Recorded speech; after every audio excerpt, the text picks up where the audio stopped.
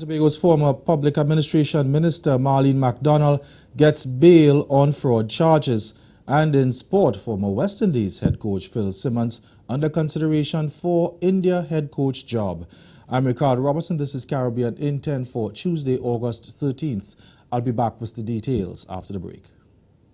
Now we're ready to show the world. The opening ceremony of CaribFest 14 will be aired live on Friday, August 16th from 6:45 p.m. View the wondrous beauty and majesty of the Caribbean's premier arts and cultural festival. The best of Caribbean culture on full display at the Queen's Park Savannah Port of Spain, Friday 16th August at 6:45 p.m. CaribFest 14 Trinidad and Tobago. Hello and welcome to Caribbean Vibrations TV's #1 Caribbean show. I'm your host guide Alan, and today we're coming to you from the Lakeshore Toronto Carnival 2019. Feel the spirit jumping in tongue. We coming wrong. We Savannah grass. We Savannah grass. Was on your play, don't look for mine. All of the girls them walk and wine. No feedback. No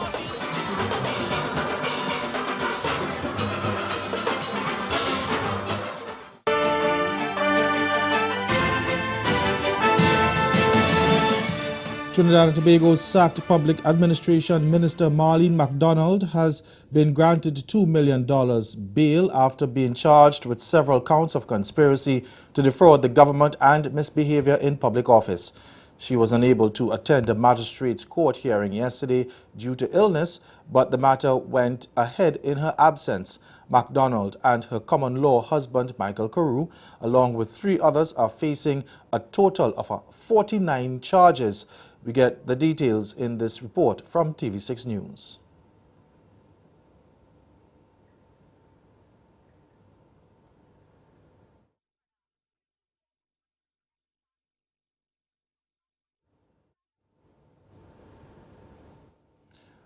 Of course, we will get back to that story. Meanwhile, the man who had been initially named to replace MacDonald as Public Administration Minister, Gavin Simonet, has resigned from the Senate with immediate effect after confirming a past arrest for driving under the influence in the United States. It had been announced in the morning that Simonet would have been sworn in the afternoon, but that never materialized because of the new information brought to the attention of Prime Minister Dr. Keith Rowley. It turned out that Simonet had a 2014 conviction for driving under the influence of alcohol in the United States. But in a statement late yesterday, he said he accepted full responsibility for not disclosing the arrest. And he added that in light of the adverse media coverage regarding his culpability, it would be inappropriate for him to accept the ministerial appointment. Simonet had served as a senator for 16 months.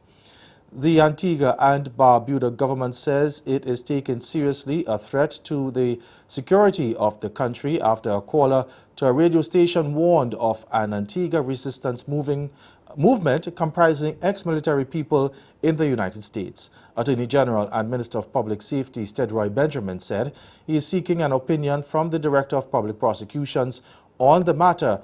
In the meantime, the law enforcement agencies will take appropriate action. He added that the authorities in the United States will also be informed of the threat to raise a military group on U.S. soil, which is a criminal offense.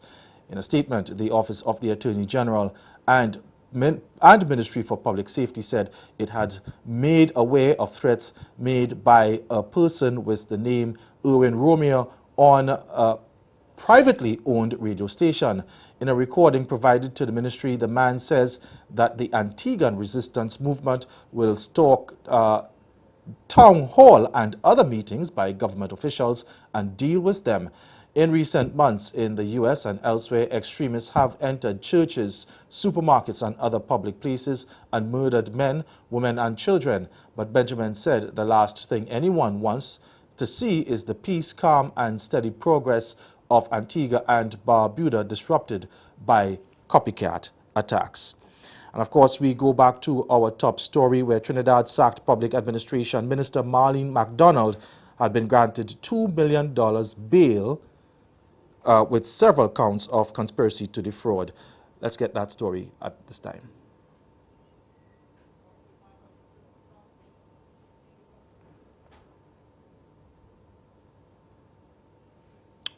All right, well, stay with us. Your Midday Sport is next.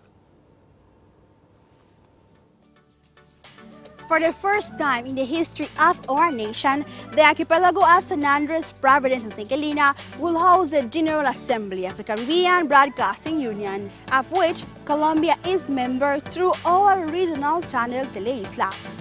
And the theme for this year is Caribbean Media Uniting the Region Through Native Content. You will be able to see every part of it through our regional channel Teleislas, our Facebook page, webpage, and our official app. The General Assembly of the Caribbean Broadcasting Union will take place from August 12th to the 14th. The celebration will have an opening ceremony that will air Monday 12th at 7 p.m. And on Tuesday, August 13th, we will broadcast the red carpet from 6 in the evening, and at 7, the Caribbean Broadcasting Awards.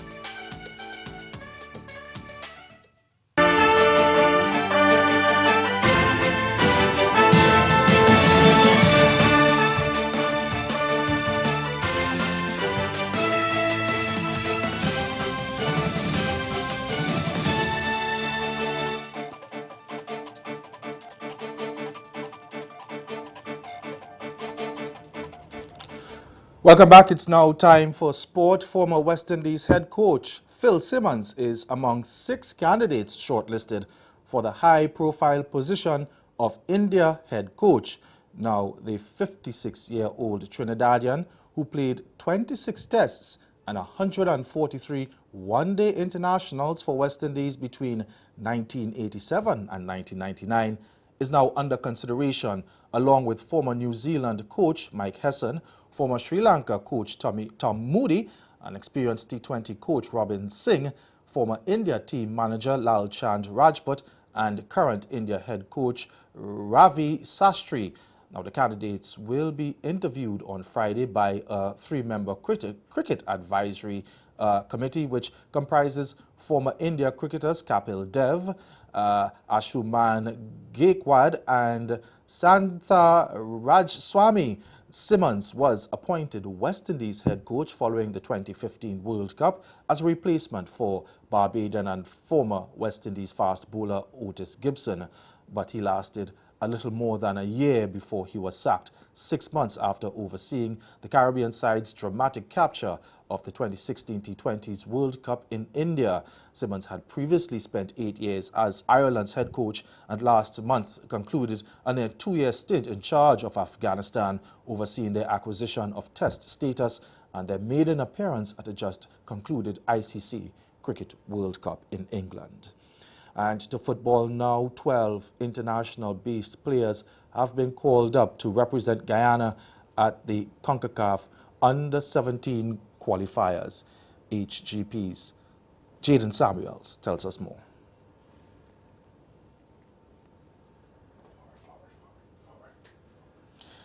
And that's Caribbean in 10. Join us again at 6:30 for Caribbean Newsline. Until then, good afternoon.